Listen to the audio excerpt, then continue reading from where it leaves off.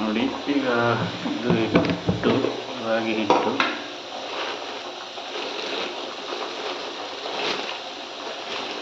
ರಾಗಿ ಹಿಟ್ಟು already clean ಮಾಡಿ ಇಟ್ಕೊಂಡಿರಬೇಕು, ನೀಟಾಗಿ ಜಲ್ಡಿ ಎಲ್ಲ ಹಿಡಿದು.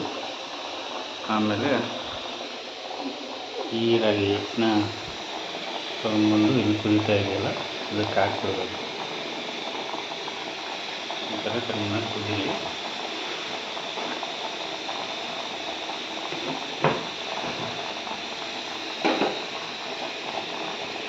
ಕುದಿಯುವಾಗ ಹಂಗೆ ಚೆಕ್ ಮಾಡ್ಕೊತಿರ್ಬೇಕು, ನಾವು ಹಾಕಿರೋ ಹಿಟ್ಟು ಸರಿ ಹೋಗ್ತಿದೆಯಾ ಅಥವಾ ಮೆತ್ತಗಾಗುತ್ತಾ ಗಟ್ಟಿಯಾಗುತ್ತಾ ಎಲ್ಲ ಬ್ಯಾಲೆನ್ಸ್ ಮಾಡ್ಕೋಬೇಕು.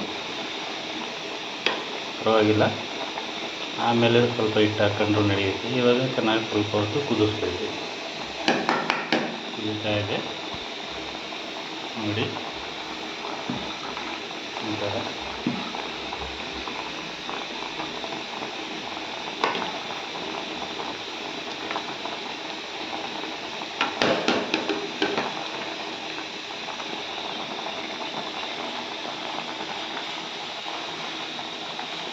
ಈ ಕಡೆ ರೈಸಿಗೆ ಇಟ್ಟಿದ್ದೀನಿ.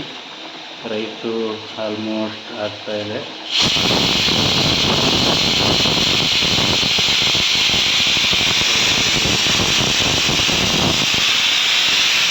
ಆಲ್ರೆಡಿ ನುಗ್ಗೆಕಾಯಿ ಸಾಂಬಾರು ರೆಡಿಯಾಗಿದೆ ನೋಡಿ. ಎಷ್ಟು ಚೆಂದ ಮಾಡಿದ್ದೀನಿ ನುಗ್ಗೆಕಾಯಿ ಸಾರು ಕೂಡ. ನುಗ್ಗೆಕಾಯಿ ಸಾಂಬಾರು ಜೊತೆಗೆ ಮುದ್ದೆ ತಿಂದು ಅನ್ನ ತಿಂದರೆ ಅದ್ರ ಮಜನೇ ಬೇರೆ ನೋಡಿ, ಎಷ್ಟು ಚೆಂದ ಇದೆ.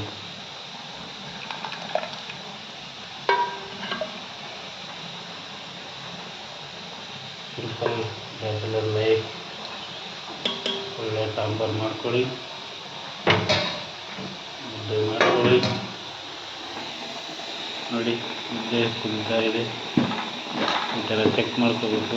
ನಿಮಗೆಲ್ಲಿ ಹಿಂಗೆ ಮಾಡ್ಬೇಕಾದ್ರೆ ನಿಮ್ಗೆ ಅರ್ಥ ಆಗುತ್ತೆ, ಸ್ವಲ್ಪ ಮೆತ್ತಗಿದೆಯಾ ಇಲ್ಲ ಗಟ್ಟಿ ಆಗ್ತಿದೆಯಾ ಅಂತ. ಸೊ ಮೆತ್ತಗಿದೆಯಾ ಅಂತಂದಾಗ ಒಂಚೂರು ಲೈಟಾಗಿ ಹಿಟ್ಟು ಹಾಕ್ಕೋಬೇಕು. ಈ ಥರ ನೋಡಿ, ಇಷ್ಟು ಸ್ವಲ್ಪ.